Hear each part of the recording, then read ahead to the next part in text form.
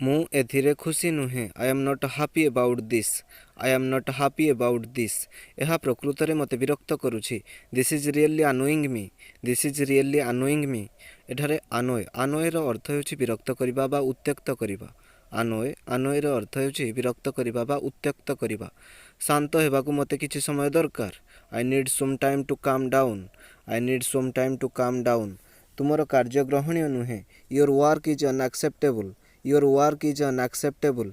ମୁଁ ଏହି ଖାଦ୍ୟ ପସନ୍ଦ କରେ ନାହିଁ। I don't like this food. I don't like this food. ତୁମେ ଅଧିକ ଜୋରରେ କହିପାରିବ କି? Can you speak louder? Can you speak louder? ମୋର ପରୀକ୍ଷା ପାଇଁ ମୋତେ ଅଧ୍ୟୟନ କରିବାକୁ ପଡ଼ିବ। I have to study for my exam. I have to study for my exam. ସେ ତାଙ୍କ ପିତାମାତାଙ୍କୁ ବିରକ୍ତ କଲେ। He annoyed his parents. He annoyed his parents. ସେ ତାଙ୍କ ଆଚରଣରେ ପିତାମାତାଙ୍କୁ ବିରକ୍ତ କଲେ। He annoyed his parents with his behaviour. He annoyed his parents with his behaviour. ବିଳମ୍ବରେ ଘରକୁ ଆସି ସେ ପିତାମାତାଙ୍କୁ ବିରକ୍ତ କଲେ। He annoyed his parents by coming home late. He annoyed his parents by coming home late.